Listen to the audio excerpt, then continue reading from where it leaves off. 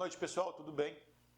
Mais uma vez estamos aqui para darmos sequência ao estudo do Apocalipse. Que Deus te abençoe. Qualquer coisa você me procure via WhatsApp, via Instagram e tire suas dúvidas. Inscreva-se no nosso canal. Trataremos hoje do capítulo 13 do livro do Apocalipse. Eu não lerei o texto para otimizarmos o nosso tempo. Leia o texto em casa. O livro do Apocalipse, portanto, no capítulo 12, fala a respeito do conflito entre o dragão e a mulher. A mulher não é Maria, a mulher é a igreja. E o dragão, então, empreende uma perseguição voraz para que impedisse a mulher de dar à luz, isto é, para que impedisse a encarnação de Jesus.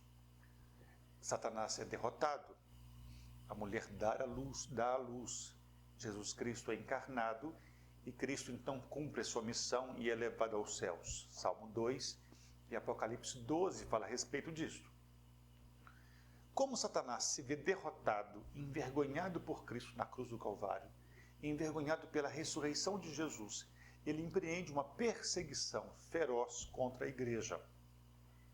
Ele não está sozinho.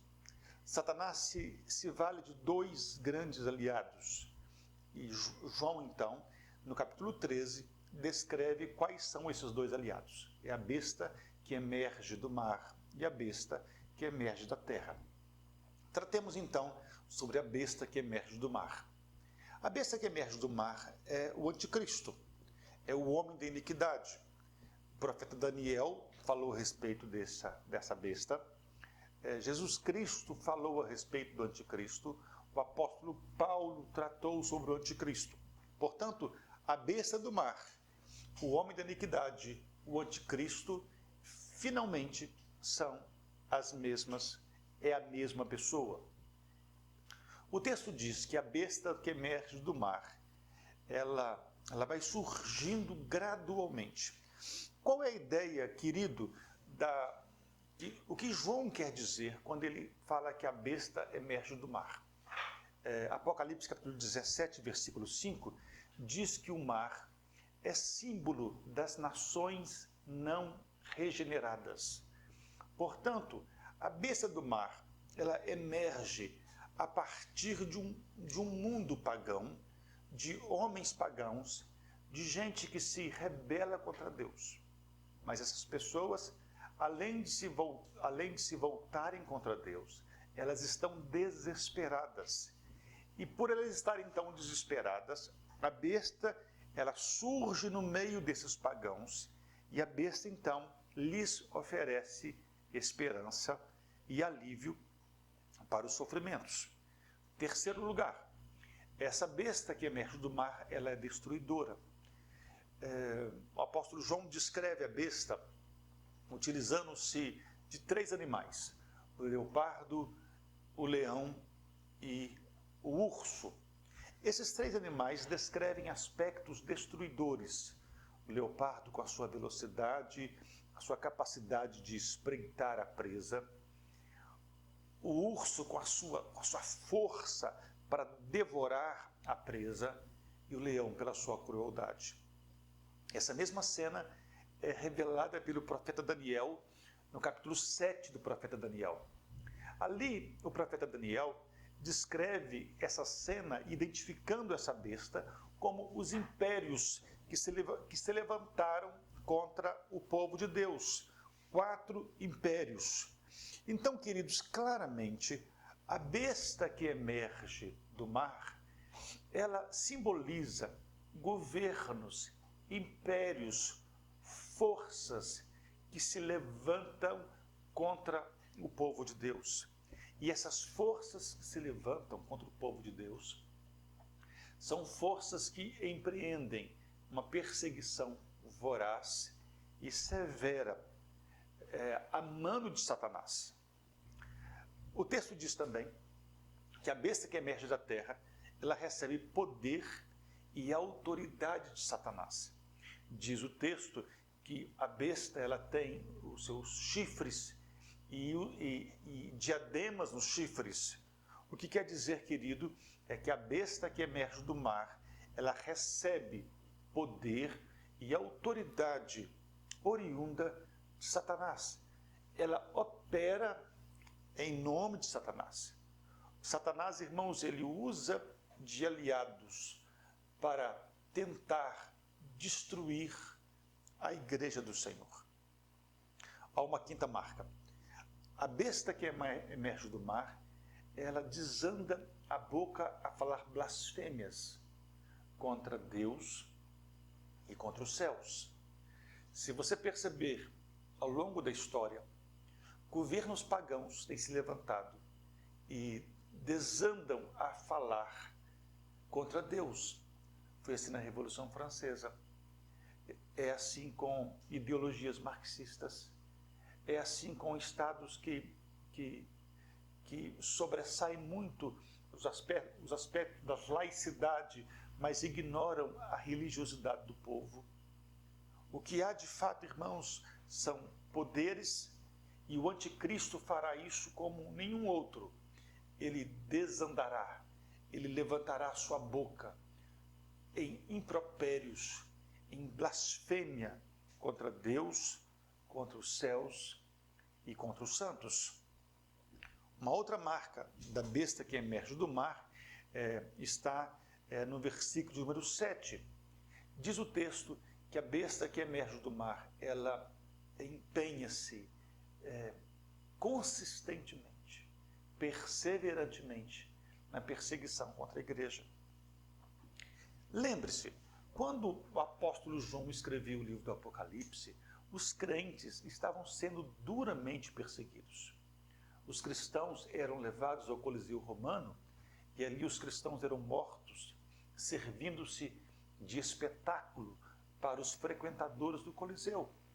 O apóstolo Pedro diz que os cristãos foram expulsos de suas casas, tiveram que mudar de país em virtude da sua fé em Deus.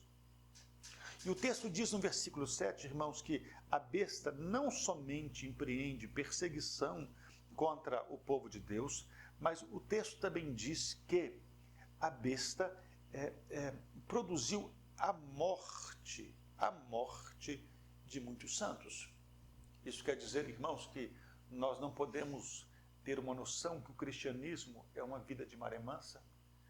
Nós não podemos ter a noção que o cristianismo se resume em você ficar rico, em você não ficar doente. Pelo contrário, ser cristão é estar sujeito à perseguição em virtude da sua fé.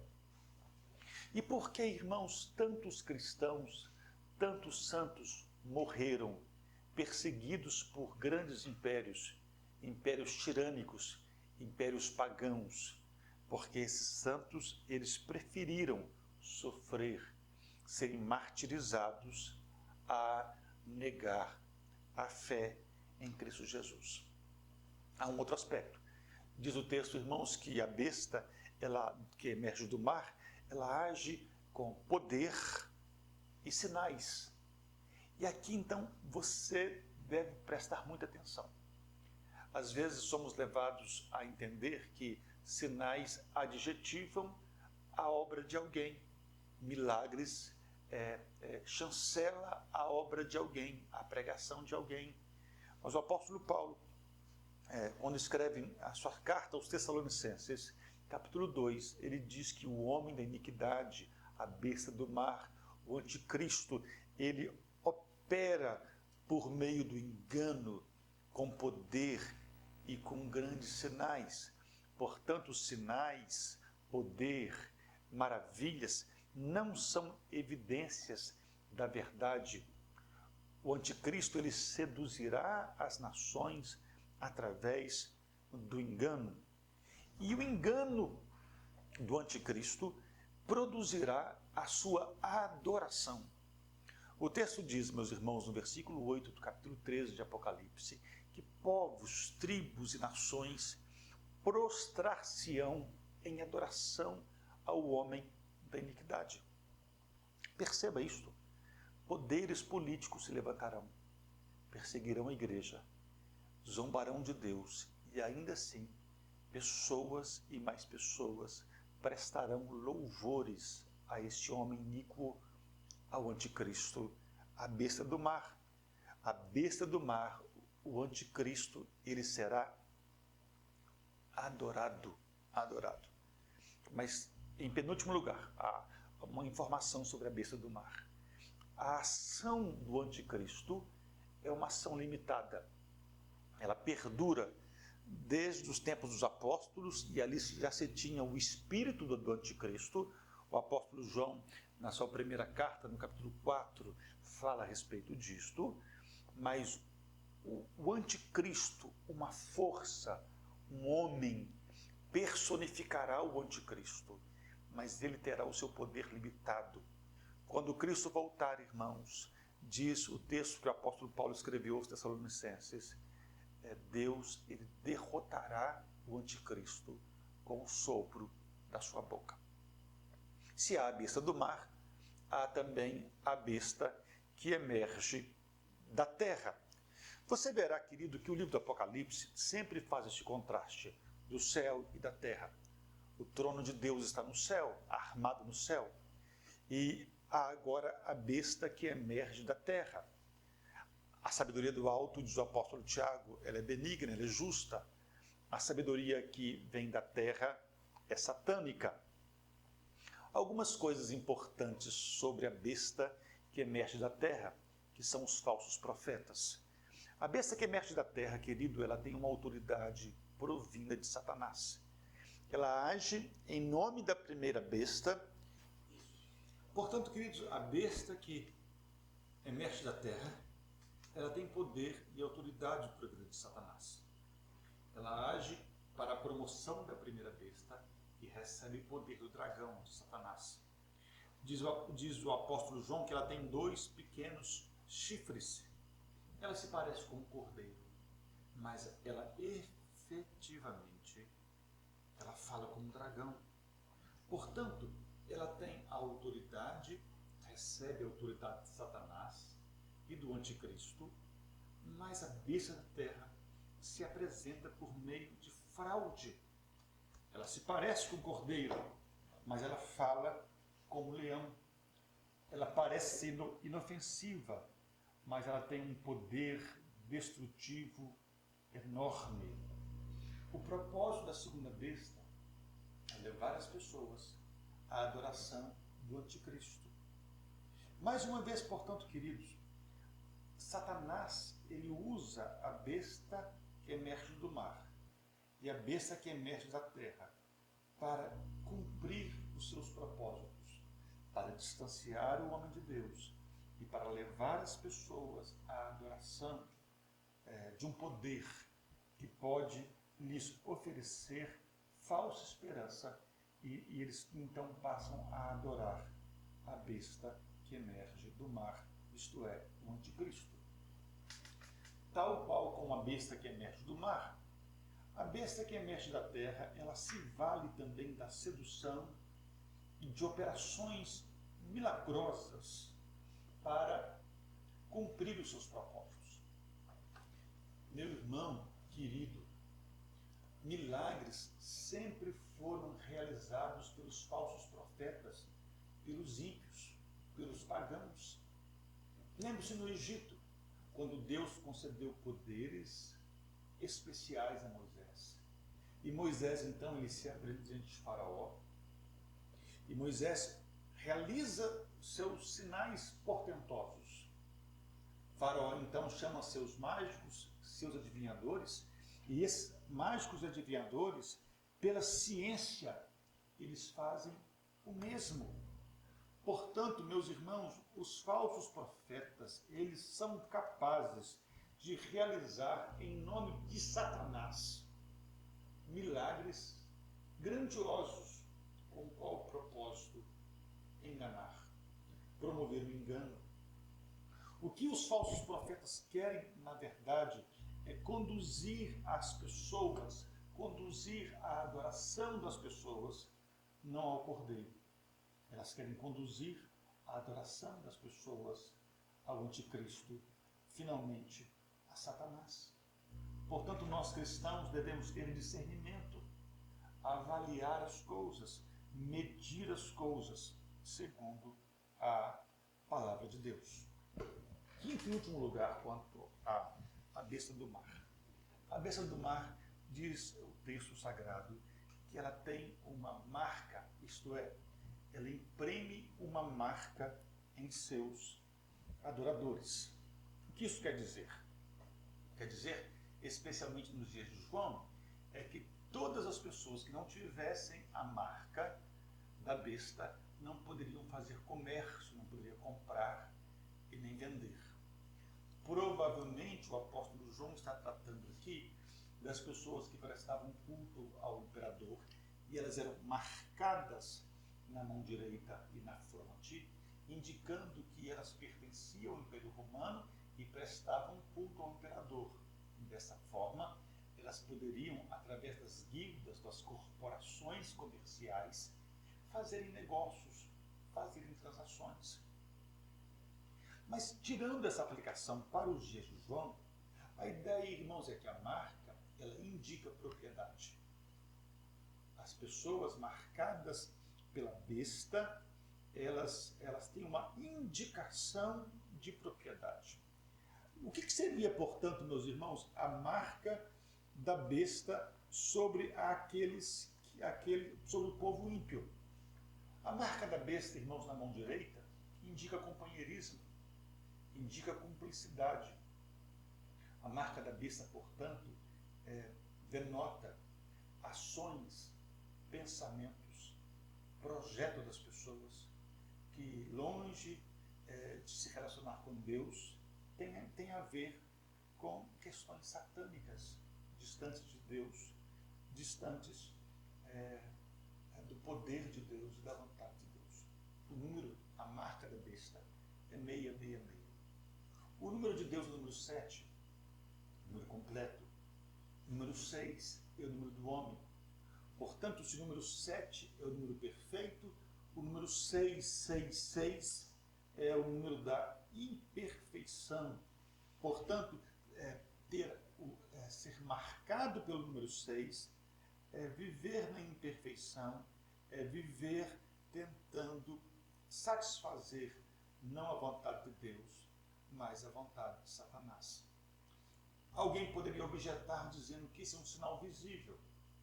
Pense bem, os cristãos, o povo de Deus, os santos também têm um sinal. Qual que é o sinal do povo de Deus? O sinal do povo de Deus é o Espírito Santo. E como você sabe que você tem o Espírito Santo? Pelas suas ações, pelo seu comportamento, por aquilo que você faz, por aquilo que você deixa de fazer.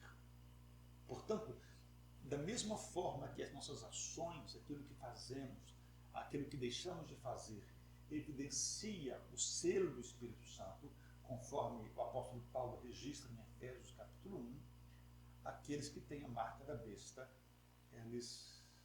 essa marca é revelada pelos seus planos, pelos seus sonhos e pelas suas ações. Eu queria terminar esse vídeo dizendo algumas coisas para você. Querido Deus, ele apresenta no capítulo 3 do Apocalipse um quadro de severidade. O poder político perseguirá a igreja. Os falsos profetas tentarão enganar o povo de Deus.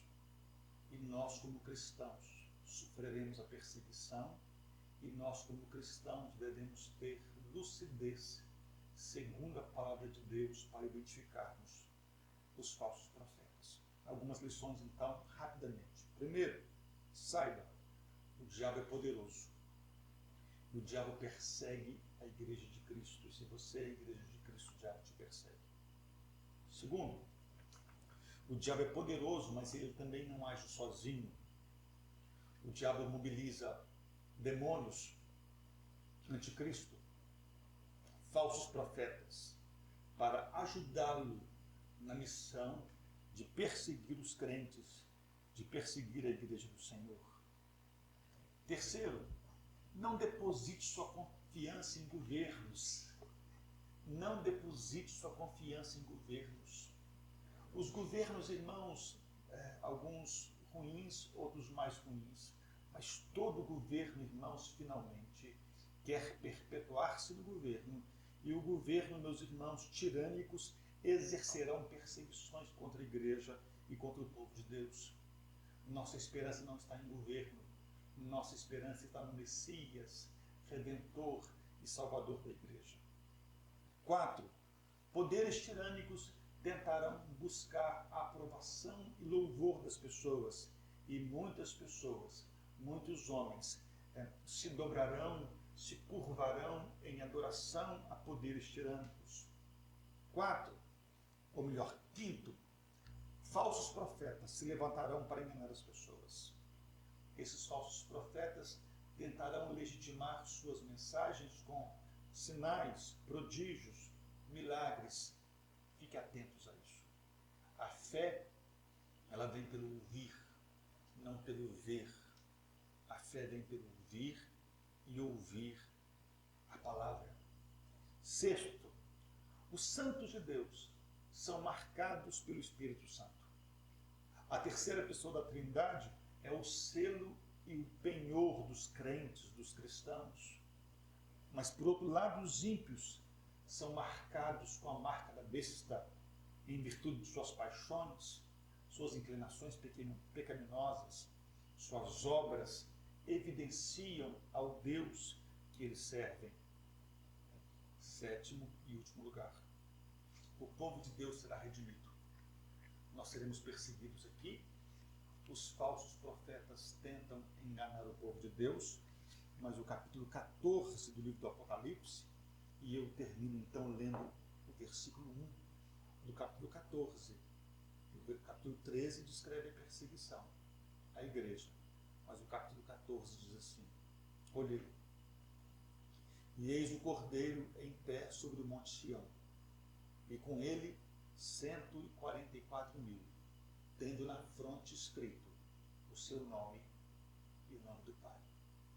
Isso quer dizer que a igreja é perseguida aqui, mas a igreja será guardada, protegida, selada por Deus. Maranata, venha Senhor Jesus. Que Deus te abençoe. Assista o vídeo. Se você tiver alguma dúvida, fale comigo. Curta o nosso canal. Não somente curta, ajude a divulgar o nosso